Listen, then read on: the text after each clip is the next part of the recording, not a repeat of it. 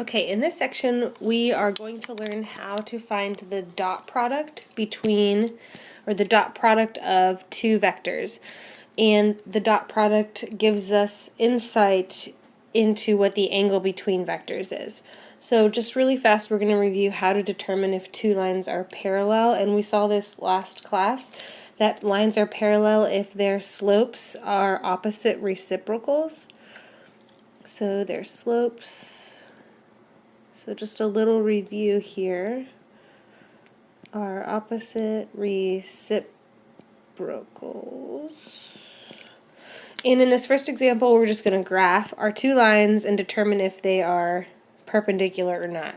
Really, we can tell right away that they are perpendicular. If you look at the slope of this one, you have a slope of 3. And if you look at this one, you have a slope of the opposite reciprocal, -1/3. So we can tell that yes, those two lines are going to be perpendicular. So if we graph our first line, we have a y-intercept of 1 and a slope of 3. So up 3/1. And that line looks roughly something like that. The second line has a y-intercept of -4 and a slope of -1/3. So down 1/3. And up 1/3, and that would roughly look like that. So we can see that they're perpendicular. They do form a right angle between those two lines at the intersection. So now we're going to be talking about perpendicular vectors, and I'm going to skip down to the second box here. And vectors are called orthogonal if they are perpendicular. So orthogonal is just, it sounds funky, but it's just a fancy term for perpendicular if you're referring to two vectors. So again, orthogonal just means perpendicular vectors.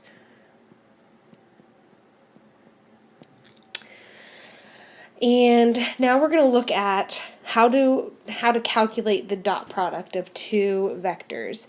So the dot product, so if I have a vector u here and vector v there, the dot product, which is the notation used is just u and then a giant dot v, is the number, and it always results in a number. It's not another vector, but it's the number that you get when you take the first component of u and the first component of v and multiply them together.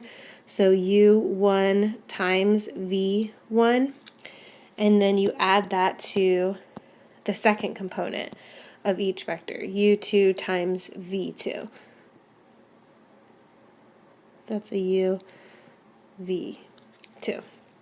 So you take, again, the first component of each, multiply them together, add it to the second component of each, multiply it together. So that is going to tell us again about how those two vectors, what kind of angle forms between them. So the theorem that we're going to use the dot product for is that two vectors are perpendicular. Again, you're going to hear and see the word orthogonal. So two vectors, u and v, are orthogonal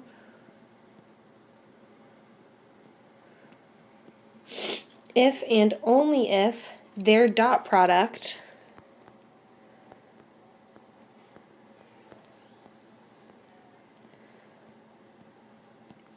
so u dot v equals 0.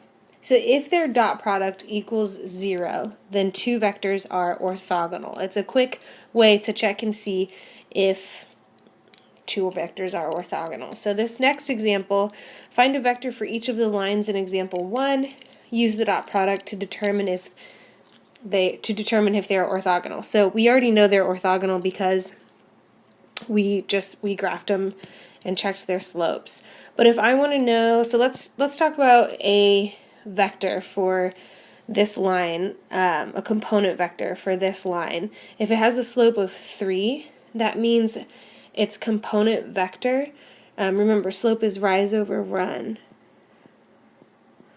So if I have 3/1, and remember rise is the change in y, run is the change in x. So the component vector for a line of slope 1 that's parallel to a line of slope 3, not 1, would be x comma y.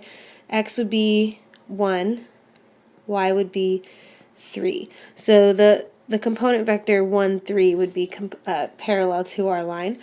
And then likewise, I would have a vector for our second line.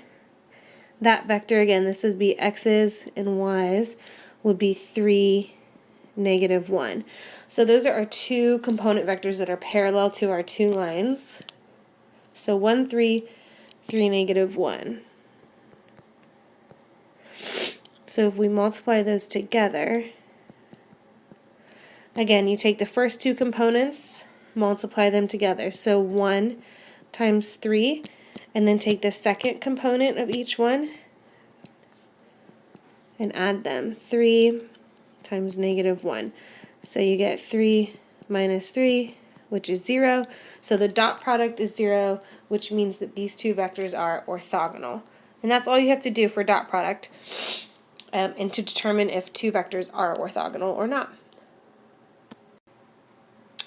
So that's how you tell if they're orthogonal. If they're not orthogonal, meaning so two vectors, again, they're orthogonal if the angle between them is 90 degrees. And that means their dot product is 0. So if their dot product is 0, you know that they form a 90-degree angle.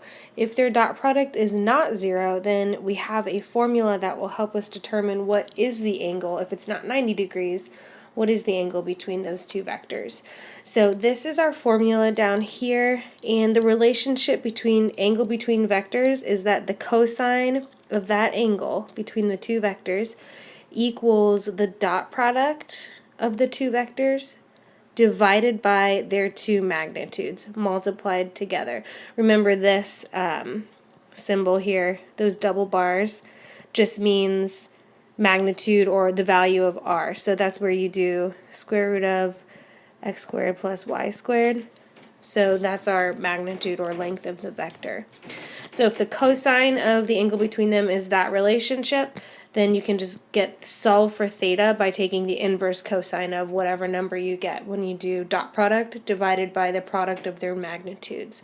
So again, this is not something you do not need to memorize. I will, although you probably will eventually. Dot product divided by magnitudes isn't something that you guys will have a hard time remembering, especially after a couple practice problems. Okay, so let's move on and practice that. Alright, so we just saw that to determine the angle theta between our two vectors, r and s, we want to solve for theta. We know first off that from that formula that the cosine of theta is going to equal the dot product. So the dot product of vector r dot vector s divided by the magnitude of r times the magnitude of s. So we just have to calculate those two things. So first off, let's start with dot product, which remember was the product of the first two components, so 5 times 3, and then adding that to the product of the second ones, 4 times negative 8.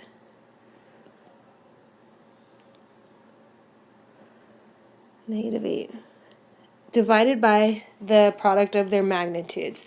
So remember, magnitude, this is just the square root of x squared plus y squared. So for r, it would be the square root of 25 plus 16. So that's stuff that we can do on our own. So that would be the square root of 41 times the square root of, and if we look at this one, 9 plus 64, so it's square root of 73. Alright, let's simplify a little bit. So our numerator is going to be 15 minus 32, and we get negative 17 divided by the product of those two. Now I'm not going to calculate all of this out yet because I don't want to round yet, but I can simplify this into one square root by doing 41 times 73, which is 2993. So I'm not going to compute this yet. So cosine of theta equals this whole thing, which means if I want to solve for theta, I should do inverse cosine of negative 17 over the square root of 2993. And we're not going to round anything until we actually type that in and take the inverse cosine. That way we have a more accurate value. Make sure your mode. So I'm going to switch over to degree. That way the answer I get is actually in degrees so we can understand it visually. All right, inverse cosine of negative 17 divided by the square root of 2993, and I end up getting 108.1 degrees.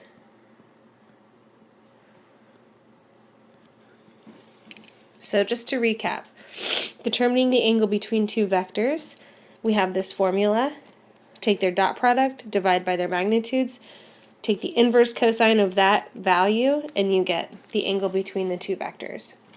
So in example 4, we're going to determine if they are orthogonal, parallel, or neither. If they are not orthogonal or parallel, what is that degree between them? Because if they're orthogonal, we know that the angle between them is 90 degrees. If they're parallel, we know that they never intersect. And if they're neither of those, then we need to calculate the angle between them using the formula for finding theta. So when I look at example for part A, and I want to determine, first of all, are they parallel? So can I represent one as a scale factor of the other? Well, I could factor out a -3 from this, but then I would get 1, 1, not 1, 2. So we can see that they're not parallel. So they're not parallel. Are they orthogonal? So that means we need to check the dot product. So that would be -3 times 1, so those first ones, plus -3 times 2. That gives us -3 minus 6, which is not 0, so they're not orthogonal either, which means we're going to use our formula to calculate the angle between them. So we know that the cosine of theta is the dot product between them. So we just found that the dot product was -9, so it's not a waste of time to do this step because you're going to need the dot product in this formula anyways. So we've got a dot product of -3 minus 6 of -9. We want to divide that by their two magnitudes. So the magnitude, let me clean that up, of the first vector, -3, -3, again, it's the square root of x squared plus y squared, which would be the square root of 9 plus 9, so the square root of 18, times the magnitude of the other one, which would be the square root of 1 plus 4, which would be square root of 5. So if I want to solve for theta,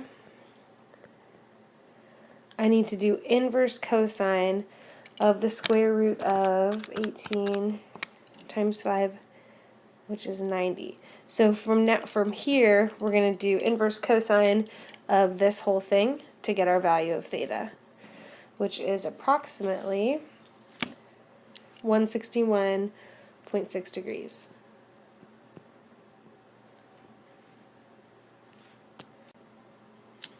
Okay, moving on to part B. Again, same thing, we have two different vectors. We want to figure out if they're parallel or orthogonal, and if they're neither of those, figure out the angle between the two vectors. So just looking at our two vectors, we have 2, 8 and 1, 4. So are they parallel? Can I represent one as a scale factor of the other one? And actually I can, because I can rewrite this as 2 times component vector 1, 4. And we can see just from that they're parallel, which means they don't intersect, there is no angle between them, and we're done with that one. So I want you guys to pause the video and attempt these two on your own. Determine if they're parallel or not. If they're not, figure out if they're orthogonal by doing the dot product.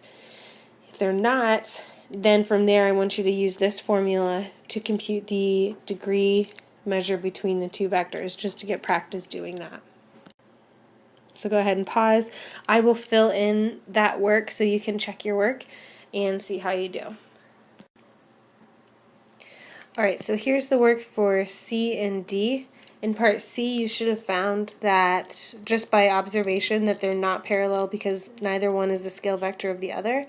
And then the next thing you should have done is computed their dot product to find that the dot product was 35, which means the two vectors are not orthogonal. So we can go ahead and use our formula for cosine theta, which is the dot product, which you just calculated, of 35 divided by the product of their magnitudes. Once you get that, you can take the inverse cosine and you get your value of theta, approximately 65.6 degrees. For part D, just from observation again, you can tell that one is not a scale factor of the other one. So next you jump to the dot product of the two vectors and you get 0, which means the two vectors are orthogonal, which means the angle between them is 90 degrees. So that's how you determine the angle between two vectors with that formula. Alright, so let's apply that to a little bit of a different problem. So find x so that these two vectors are orthogonal to each other. If these are orthogonal, that means their dot product has to be 0. So you would just use the dot product formula and set it equal to 0. So we don't know what this first component is of that second vector, but we can use the dot product to figure it out. So dot product would be 10 times x plus the product of the second component, negative 12 times 5, and that product, or that sum, has to equal 0. So you end up getting 10x minus 60 equals 0, which means 10x equals positive 60, so x would have to be 6 in order for those two vectors to be orthogonal. So that's just another example of a type of problem you might see applying how to determine if two vectors are orthogonal or not. This next example is really just a review of something we've already done a couple classes ago.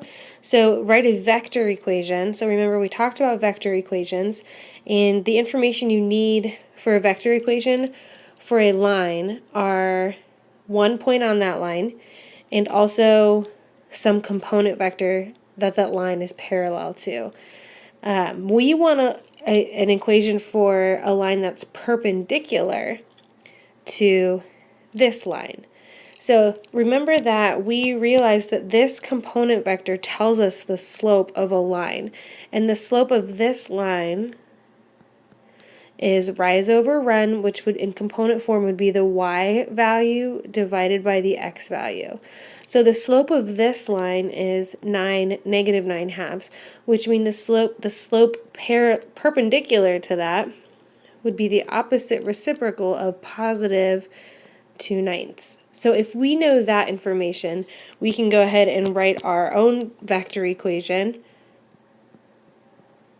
xy, that for the line with the point 1, 4, so we would do 1, 4 plus the scalar of our component vector, which tells us the slope of our new line.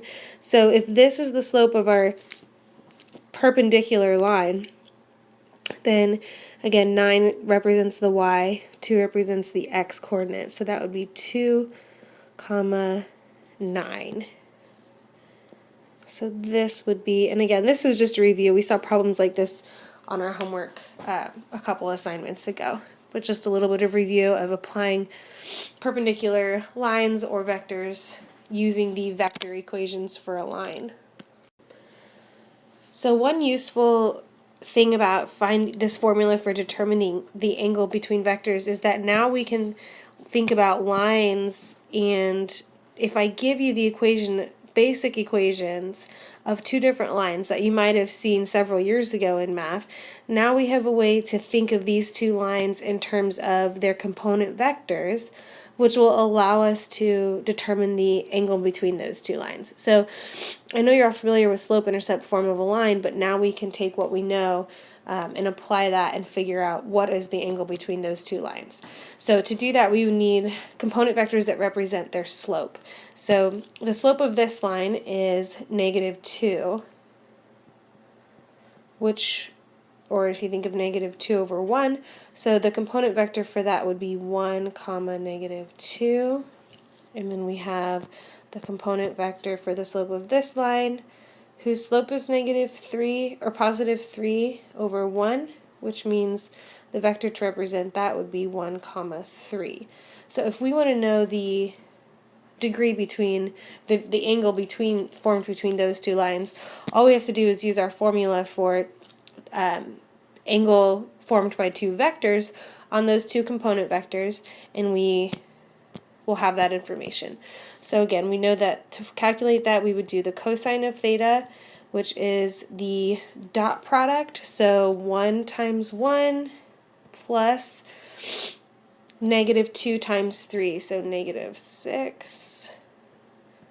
So that's going to be negative 5 divided by their two magnitudes. So the square root of 1 squared plus negative 2 squared, that would be 1 plus 4, which is 5, square root of 5.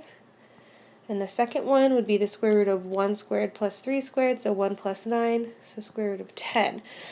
We multiply those together and we get the square root of 50.